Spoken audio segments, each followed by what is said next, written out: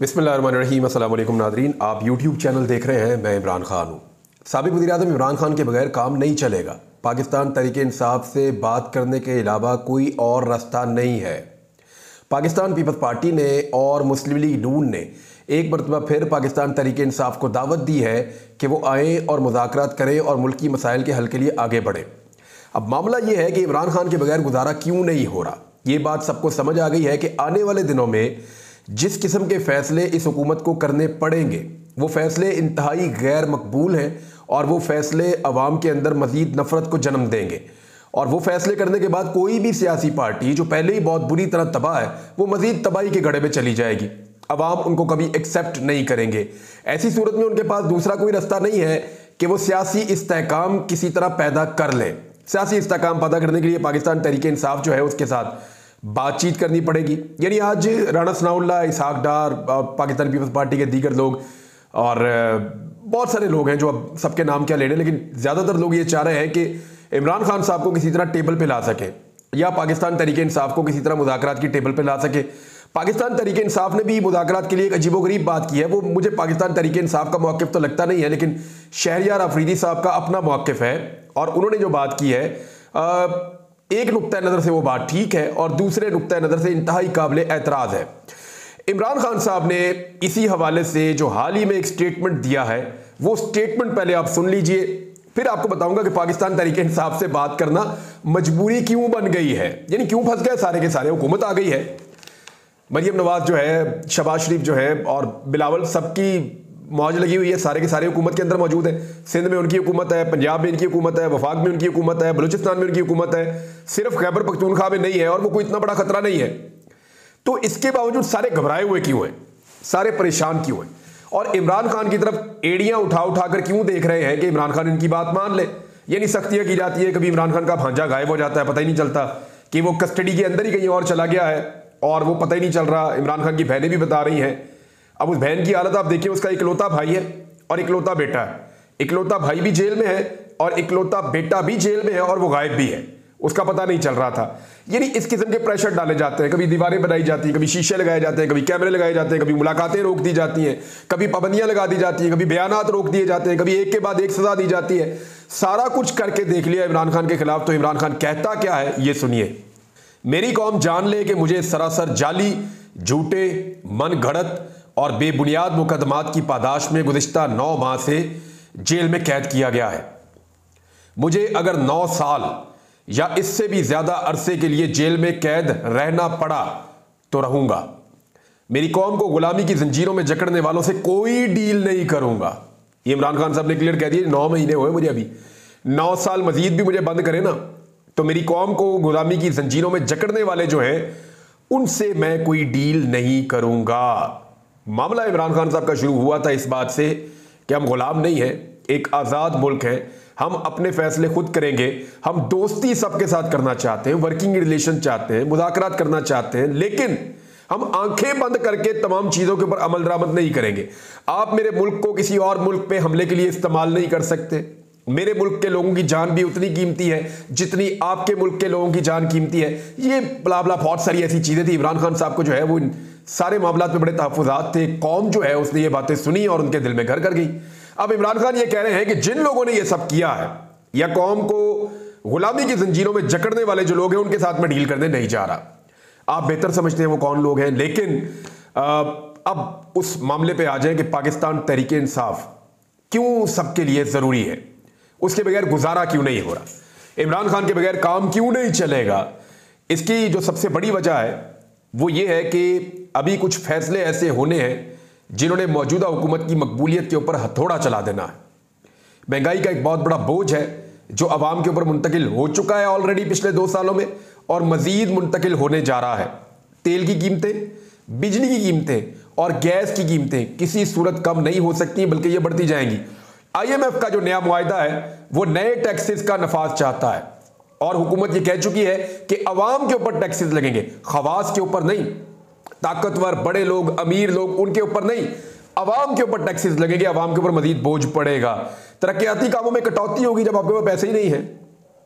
आप अपनी तनख्वाहें देने के लिए पैसे उधार ले रहे हैं, आप जो टैक्स इकट्ठा करते हैं वो इस काबिल ही नहीं है कि आप अपना कर्जा उतार पाएं, अपनी तनख्वाहें दे सकें, बल्कि जो आपने कर्जा लिया हुआ है उसका जो सूद अदा करना होता है, ये पहली मर्तबा ऐसा हो रहा है पाकिस्तान की तारीख में कि सूद अदा करने के लिए भी कर्जा लेना पड़ रहा है। इससे पहले ये नहीं हुआ था। हालात बहुत पतले हो गए। ऐसी सूरत में तरक्कियाती मंसूबे नए कैसे आ सकते हैं? देखिए, अवाम का दिल बहलाने के लिए फिर आपको रंग बिरंगे यूनिफॉर्म ही पहनने पड़ेंगे ना। कभी आप पुलिस का पहन लें, कभी एलीट का पहन लें, कभी डॉक्टर बन जाए, कभी इंजीनियर बन जाए, कभी वकील बन जाए। आप ऐसे उल्टे सीधे काम ही कर सकते हैं। जब आपके पास पब्लिक को देने के लिए प्रैक्टिकली कुछ नहीं है तो फिर आप वाईफाई दे सकते हैं। यानी वाईफाई एक ऐसी चीज है, बहुत महंगा तो नहीं है, 5,000 में वाईफाई आता है।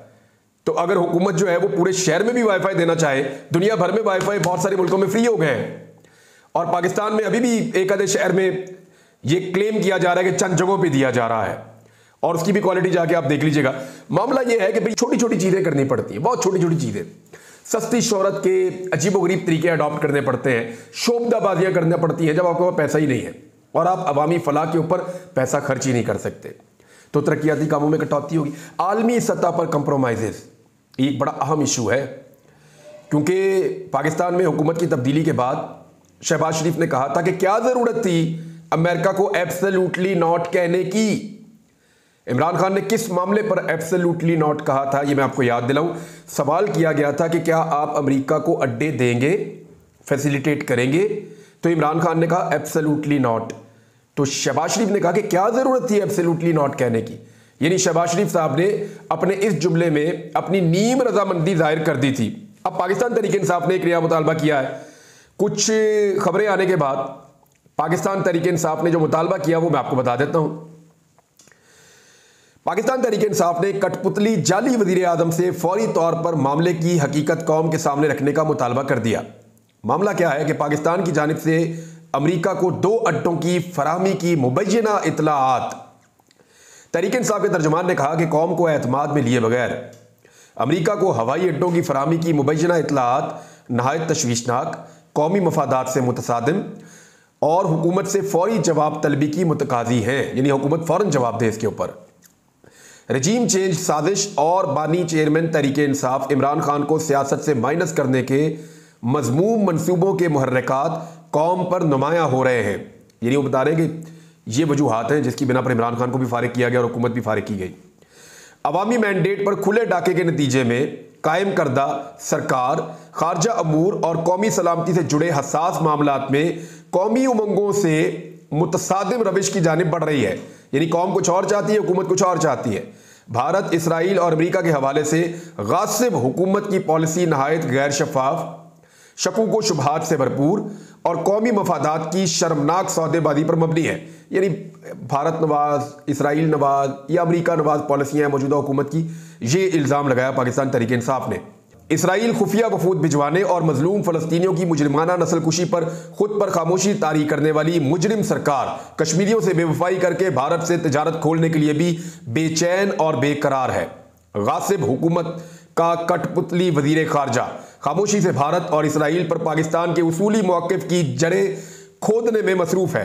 गासिब सरकार खुसूसन अमेरिका को अड्डों की फराहमी के हवाले से हक़ाइक़ कौम के सामने रखे और इन इतलात में कितनी सदाकत है, अमेरिका को फराहम की जाने वाली इस नई सहूलत के असबाब और मुहर्रिकात क्या हैं और इस बाब में तय पाने वाले समझौते की नौइयत क्या है। कौमी मफादात की सौदेबाजी पाकिस्तान को किसी नए इलाकाई तनाज़े या बैरूनी एजेंडे की भेंट चढ़ाने की कोई कोशिश कौम कबूल नहीं करेगी, ना तहरीक इंसाफ इसकी इजाज़त देगी। पाकिस्तान तहरीक इंसाफ पार्लिमान में भी इस मसले को उठाएगी और गासिब सरकार से जवाब मांगा जाएगा। तर्जुमान तहरीक इंसाफ। ये जो है पाकिस्तान तहरीक इंसाफ का जो ऑफिशियल एक ग्रुप है उसके अंदर ये खबर शेयर की गई है और वहां से फिर ये सोशल मीडिया पे आई। अभी तक ये खबर जब मैं आपको पढ़ के सुना रहा हूं तो ये पाकिस्तान के नेशनल मीडिया पे नहीं है। इसमें मुतालबा ये है कि पाकिस्तान, इसराइल, भारत और अमेरिका के बारे में अपनी पॉलिसी को वाज़ेह करे और अमेरिका को मुबैना तौर पे जो 2 हवाई अड्डे देने के हवाले से इतलात मौजूद हैं उस पर हुकूमत क्लैरिटी के साथ सामने आए और बताए कि क्या अमेरिका को अड्डे दिए गए हैं या नहीं दिए गए, और अगर नहीं दिए गए तो क्या देने का इरादा है या नहीं। इस तरह की चीज़ें जो हैं वो वाज़ेह होनी चाहिए। अगर ये चीज़ें पार्लियामेंट में जाएंगी, वहाँ पर बहस होगी, तो फिर क्लैरिटी के साथ पता चलेगा कि असल में मामला है क्या। एक महमूद अचकज़ई साहब ने स्टेटमेंट दिया और हाफिज़ नईमुर रहमान साहब ने भी स्टेटमेंट दिया। अगर इन स्टेटमेंट्स को आप देखें तो आपको आइडिया हो जाएगा कि ये सारे क्यों फंस गए हैं। हाफिज नईमुर रहमान साहब कह रहे हैं, इस वक्त वो अमीर हैं जमात इस्लामी के, उन्होंने कहा कि जिन्होंने फैसले किए और जिनको हुकूमत में लाया गया दोनों फंसे हुए हैं। यानी जिन्होंने फैसले किए थे और जिनको हुकूमत में लाया गया दोनों ही फंस गए हैं। यानी मुझे अच्छी तरह याद है कि PMLN पीपल्स पार्टी ये सारे इमरान खान को कहते थे कि ये सिलेक्टेड है और इनको सेलेक्ट किया गया है। तो आज जो है वो इमरान खान को सेलेक्ट करने वाले और अभी जो इस वक्त PMLN पीपल्स पार्टी सारे रल के उसी इमरान खान का मुकाबला नहीं कर पा रहे। मंसूरा में हाफिज नईमुर रहमान साहब ने कहा कि एक चलती हुकूमत को ख़त्म करके मुल्क को बहरान में धकेलने वाली जमातें अवाम से माफ़ी मांगे। फार्म 45 की बुनियाद पर नताइज तैयार करने के सिवा अब कोई रास्ता नहीं बचा है। उन्होंने कहा मुल्क शदीद बहरानों की जद में है, हर फर्द मसाइल के हल चाहता है, आइन की बालादस्ती और जमहूरियत की आज़ादी मसाइल का हल है। नईमुर रहमान साहब ने साफ कहा जी पाकिस्तान तहरीक इंसाफ इलेक्शन जीती है, सब जानते हैं, और PDM की जमातों को इलेक्शन में नवाजा गया है। फार्म 45 के नताइज कुछ और हैं, फार्म 47 के ऊपर कुछ और कर दिया गया है। बड़ा क्लैरिटी के साथ वो आ रहे हैं और उन्होंने साफ बताया कि तहरीक इंसाफ की हुकूमत है, उनको ये दी जाए, मैंडेट के ऊपर डाका डाला गया है। अब ये जो वो कह रहे हैं ना कि सारे फंस गए, वो कैसे फंस गए? बात यह है कि लूट मार मची हुई थी मुल्क के अंदर, किसी को अंदाजा भी नहीं था कि अवाम का इतना सख्त रद्द-ए-अमल आएगा। अवाम की शमूलियत के बगैर या प्रैक्टिकली अवाम का जो एतमाद है उसको हासिल किए बगैर कोई भी मुल्क आगे नहीं बढ़ सकता। अवाम इस तरफ चल रही है, हुकूमत इस तरफ चल रही है, मुल्क कभी आगे नहीं बढ़ेगा। एक डायरेक्शन में चलना पड़ेगा और एक डायरेक्शन में तब चलता है जब अवाम वोट देकर अपने मुंतखब नुमाइंदों को लेकर आए और वो फिर एक सिमत के अंदर चले। प्रॉब्लम वहां शुरू हुआ जब एक ऐसी हुकूमत बना दी गई जिसे अवाम ने मुस्तरद किया था इलेक्शन वाले दिन। अच्छा, इन मुज़ाकरात के हवाले से होने तो ये पॉलिटिकल पार्टीज के दरमियान चाहिए कि पॉलिटिकल पार्टीज बैठें और बैठकर मुज़ाकरात करें, लेकिन उसके लिए ज़रूरी है कि जिन पॉलिटिकल पार्टीज ने डकैती मारी हुई है वो डकैती का माल वापस करें।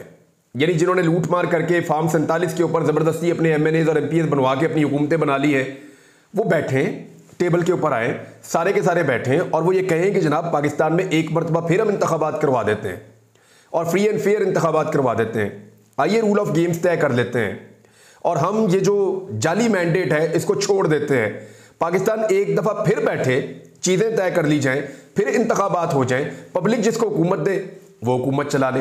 एक तो ये रास्ता है। दूसरा ये है कि फार्म 45 के मुताबिक फैसला कर दिया जाए और फार्म 45 के मुताबिक जो MNAs MPs जीते हैं उनको उनकी नशिस्तें दे दी जाएं, उसके नतीजे में जो हुकूमत बने वो पाकिस्तान को चलाए। तो ये दो आसान रास्ते हैं और इसमें मुज़ाकरात हो सकते हैं, सबको मिलकर बैठना चाहिए। लेकिन शहरियार अफरीदी साहब कोई और बात कर रहे हैं। शहरियार अफरीदी साहब कह रहे हैं सिर्फ आर्मी चीफ और DG ISI से मुज़ाकरात चाहते हैं, ये बहुत जल्द होंगे मुज़ाकरात पे उन्होंने दावा किया। देखिए, उनका ये कहना है कि ये खुद मुख्तार ही नहीं है जो हुकूमत है, ये रिमोट कंट्रोल से कंट्रोल हो रहे हैं।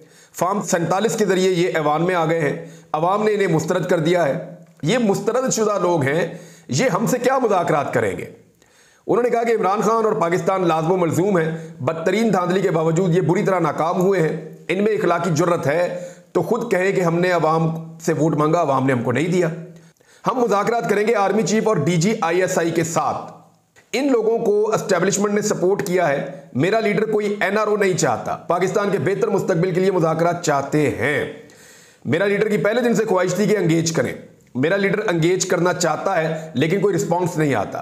रिस्पांस आता है तो सबको पता चलता ये मुल्क, फौज और इदारे मेरे हैं, फौज से मुज़ाकरात होंगे और बहुत जल्द होंगे। ये शहरियार अफरीदी कह रहे हैं। लेकिन देखिए, उसूलन तो इदारों का पॉलिटिक्स में काम नहीं है, उसूलन तो नहीं है।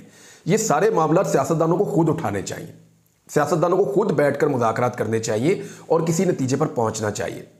और जिन इदारों का वो नाम ले रहे हैं उन इदारों को सियासत से आहिस्ता आहिस्ता बाहर करना चाहिए। हाँ, अगर वो एक सपोर्ट ढूंढ रहे हैं कि हमें सबको बिठाए कौन और कैसे, तो अब तक जो हुआ है उसके अंदर तो दिखाई नहीं दे रहा। ऐसा लगता है ये मामला अभी ऐसे ही चलेंगे। शुएब शाहीन साहब ये कह रहे हैं कि एस्टेब्लिशमेंट के पास आज भी वक्त है, होश के नाखून ले, हमारे पक्के के डाकू फार्म 47 की पैदावार हैं। ये शुएब शाहीन साहब कह रहे हैं। नजम सेठी साहब ने जनरल बाजवा साहब के बारे में एक स्टेटमेंट दिया है और बाजवा साहब बड़े परेशान हैं, ये नजम सेठी का कहना है। वो ये कह रहे हैं साबिक आर्मी चीफ जनरल कमर जवेद बाजवा साहब के बारे में कि बाजवा साहब बड़े परेशान हैं, जहां जाते हैं पाकिस्तानी बिलखसूस पाकिस्तान तहरीक इंसाफ इनके पीछे पड़ जाते हैं, गालम गलोच शुरू हो जाती है। जो इनके लिए शर्मिंदगी का बायस है, वो अपना नाम क्लियर करवाना चाहते हैं। ये जो शायद कुरान पाक जो उन्होंने उठाकर बात की सहाफ़ियों के साथ, शायद इस तनाज़ुर में वो ये बात कर रहे हैं कि वो अपना नाम क्लियर करवाना चाहते हैं। देखिए, जनरल बाजवा साहब के बारे में ज़्यादा वो लोग गवाहियाँ दे रहे हैं जो जनरल बाजवा साहब के बहुत करीब थे जब इमरान खान साहब की हुकूमत गिर रही थी। अगर मैं सहाफ़ियों की बात करूँ तो वो साफ कहते हैं जी जनरल साहब सियासत में हिस्सा ले रहे थे। फजल रहमान साहब की बात करूँ वो भी कहते हैं कि जनरल साहब सियासत में हिस्सा ले रहे थे। मोहम्मद ज़ुबैर साहब जो मुलाकातें करते थे वो भी कह रहे हैं कि जनरल साहब सियासत में हिस्सा ले रहे थे। मिफ्ता इस्माइल, बाकी लोग जितने भी हैं PMLN से जिनका ताल्लुक है, जावेद लतीफ़ हो गए या मियाँ नवाज शरीफ हो गए खुद, या इमरान खान साहब हो गए जो जनरल साहब के साथ काम कर रहे थे, वो तमाम लोग आज जनरल रिटायर्ड कमर जावेद बाजवा साहब के ऊपर इल्ज़ामात लगा रहे हैं कि वो सियासी अमल में मुदाखलत कर रहे थे। और वही जो मुदाखलत है, यानी ये लोग पहले उनके करीब थे और आज सारे उनके खिलाफ गवाह बने हुए हैं और वो कसम खाकर भी कहते हैं, तो मामला बन नहीं रहा। और नजम सेठी साहब ने उनकी परेशानी जो है उसको जाहिर किया और बताया अपनी खबर के जरिए से। एक नाज़रीन बड़ी इंटरेस्टिंग खबर है जो मोहसिन नकवी साहब के हवाले से है। थोड़े दिन पहले भी मैंने खबर दी थी। उन्होंने कहा जी उन्होंने कभी किसी को ये नहीं कहा या कभी कोई अहकामात ऐसे नहीं दिए कि चादर या चार दीवारी की तकद्दुस को पामाल किया जाए। तो मोहसिन नकवी साहब के बारे में मैंने पहले भी ये कहा था कि ये अहकामात वो नहीं देते, वो सिर्फ अहकामात को फॉलो करते हैं। अहकामात तो कहीं और से आ रहे थे, फिर शायद इसका मतलब है, और रायवंड से आ रहे थे या कहीं और से आ रहे थे।